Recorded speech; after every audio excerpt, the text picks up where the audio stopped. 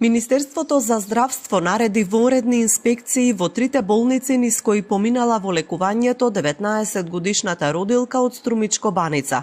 Државниот санитарен и здравствен инспекторат веќе врши надзор во болниците во Струмица и Штип, како и на клиниката за неврологија во Скопје, а ќе ја проверува целокупната медицинска документација за да утврди дали во лекувањето имало пропусти. Додека институциите најавуваат стручен надзор, од клиничката болница во Штип уверуваат дека царскиот рез и непосредниот постоперативен тек поминале без компликации. Директорот Владко Захариев тврди дека пациентката била испишана во добра општа состојба и дека дури подоцна повторно се јавила со слабост на нозете, кога било откриено оштетување на спиналниот канал. Според него, досегашните сознанија не упатуваат дека состојбата е последица на спинална анестезија. Сепак најавува формирање стручен тим и порачува дека ако се докаже лекарска грешка, ќе има одговорност. Но семејството не ја прифаќа ваквата верзија на настаните.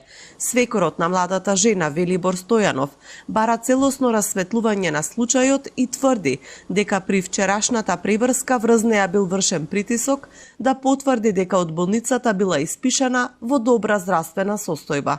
Се замолувам до сите институции и надлежни во Министерство за здравство. Сакам да се тоа реши веднаш. Кој е, што е, гинеколог ли е, анестезолог ли е, ја направил таа белја, ја оставија на милост и на немилост мојата сна со две мали деца. Од Министерството за здравство велат дека ќе ги почекаат резултатите од стручниот надзор пред да изнесат заклучоци.